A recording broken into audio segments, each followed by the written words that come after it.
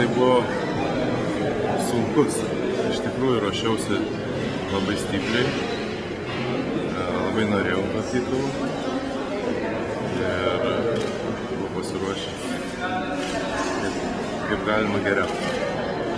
Bet antroji rungtyje gavau traumą, įkrūpo kairės šlaunies raumuo ir taip viskas nuplaukė toli ta svajonė, bet pavyko su skaudančia koja užbaigti pogrupio varžybas ir per tas laisvas dienas, kur iki finalo buvo, skausmas truputį sumažėjo ir atgavau tas viltis kovoti dėl pirmo trejetuko, bet paskui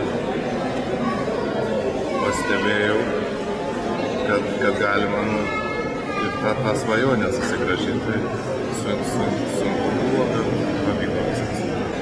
Lagaminų nešimas, tai yra viena tokia, skaitoma, man nepalanki rungtis ir kada laimi nepalanki rungtį, tada psichologiškai varžovam yra didelis smūgis.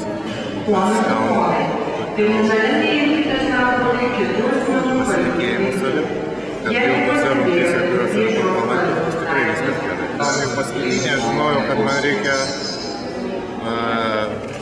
nepralošti daugiau negu 2 pozicijas, bet aš ėjau, kad laimėt ir ten 3 akmenis greičiausiai sukėliau, bet keliant trečią vėl suskaudo koją ir vis tik tai 4 momentą jau nebegalėjau greitai kelti ir gavosi tas antrasis variantas. Izai eina per bankus, o taurės per paštą.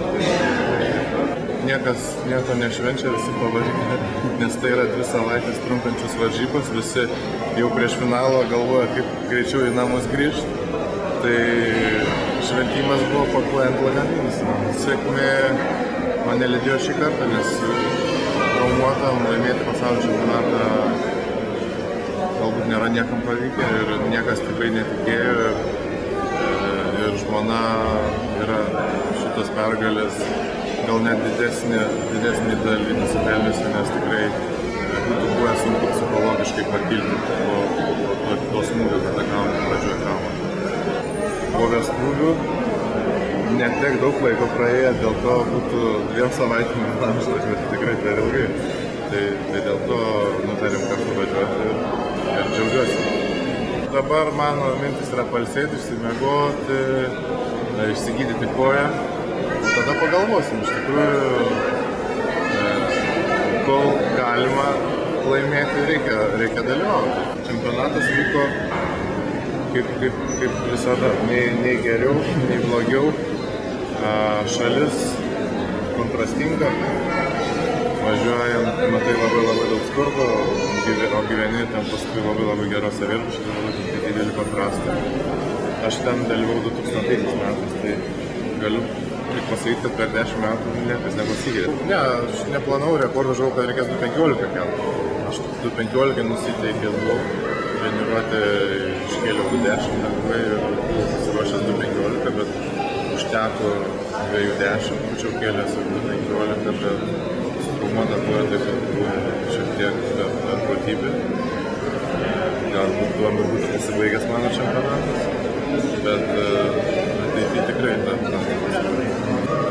Šios rungties daug galiūnų ekspertų sakė, šitą dieną prisimins ilgai, nes tie 210 buvo iškelti taip lengviau negu pradinį 150 kg. Tai yra man tik, aš apšilau gerai tada ir su viena koja tai yra sunku padaryti ir kurie žmonės supranta, žino, koks yra didžiulis rezervas.